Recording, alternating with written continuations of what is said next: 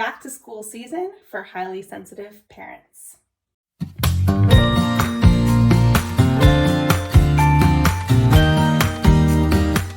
Hey, highly sensitive parents, Amy here from Highly Sensitive Parenthood. Today's audio and video podcast is going to talk about the back to school season for highly sensitive parents. We'll be looking at 3 common challenges and ways to overcome them. The first challenge we'll be looking at is the changes in routine associated with going from summer to the back to school season. Secondly, we'll be looking at the school supply issue and how stressful that can be. And thirdly, we'll be looking at managing your child's emotions and your own emotions around the transition going back to school. So let's hop into this week's blog. The first challenge is going back to school necessitates some changes in routine. My kids' school starts at 7:30, which is terrible, but that means that we go from our summer wake-up time of about 7 a.m., suddenly that needs to go back to about 6 a.m., which is a really big transition. And there's also kind of a morning rush associated with that routine too, right? Getting your kids fed and clothed and their supplies and their lunch and everything all together.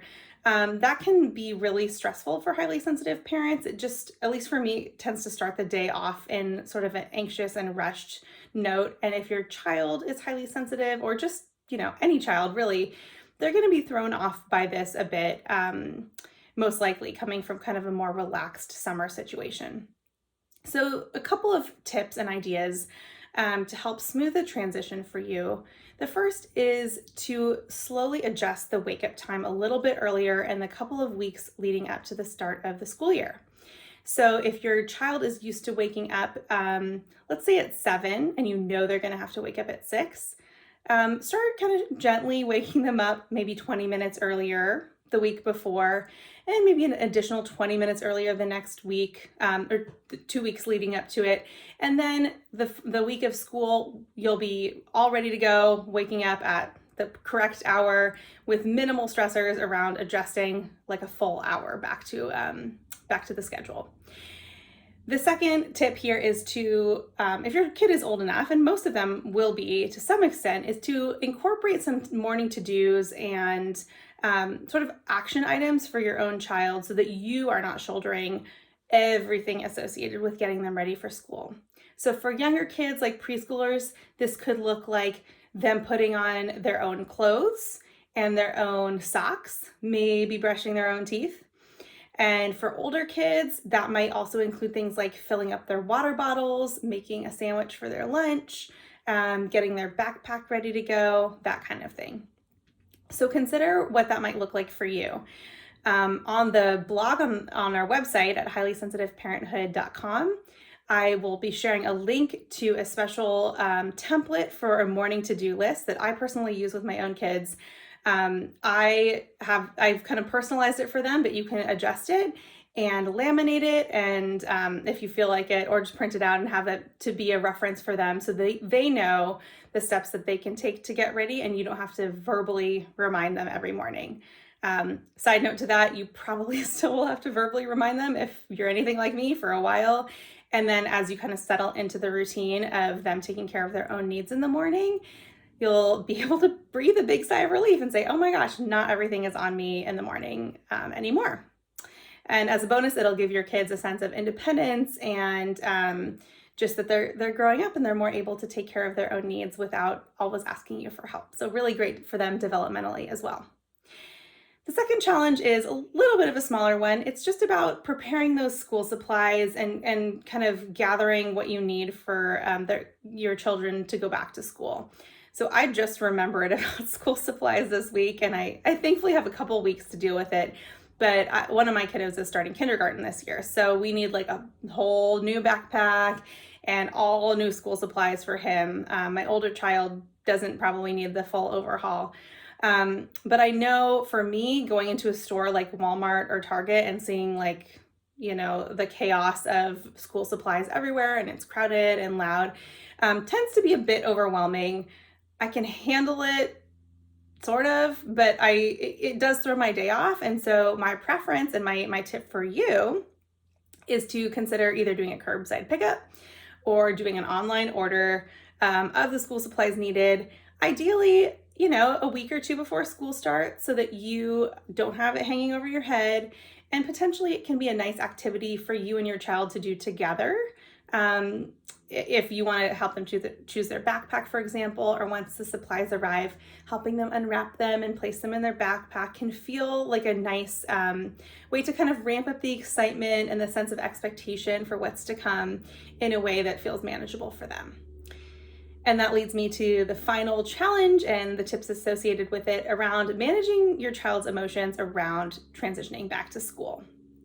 So even just the routine shift of having to wake up earlier and having to kind of rush in the morning a little bit, being around more people, whatever routines change between summer and the school year for you are probably going to throw off everybody's emotions just a smidge. Now, there's some ways to kind of reduce the intensity of that transition.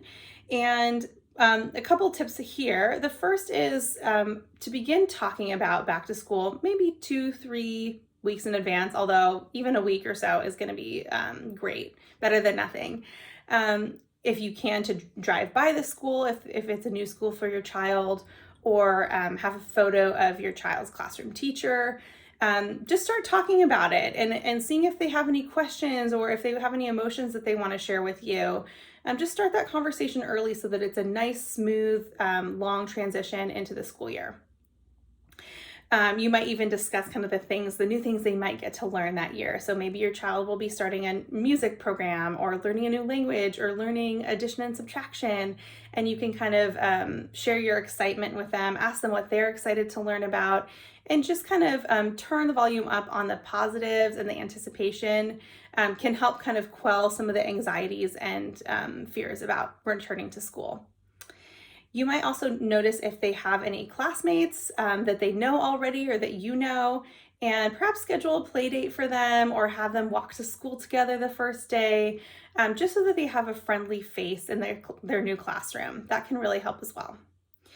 If possible, you might choose to plan a pretty slow week or two and keep the weekends relatively calm those first couple of weeks back to school. Kids tend to be kind of exhausted by school, especially the first couple of weeks. It can be a rough transition. They might need an earlier bedtime. They might just need a quieter weekend at home, especially if your child is highly sensitive as well. It might be really nice for them just to have kind of a cozy or calm weekend or evenings at home. So consider just kind of turning the volume down on whatever routines or extracurricular activities you might have going on during those first couple of weeks back to school. And then lastly, if your child has homework, I know it's frustrating for me that super young kids have homework. I don't know if you agree, but if they do, consider setting up a homework routine in the first week or two. This could look like, sitting with them, really being a little more hands-on the first couple of weeks, especially noticing if there's a time for them that feels better for them to do their work. So for some kids, it might be directly after school. For others, it may be right before or right after dinner.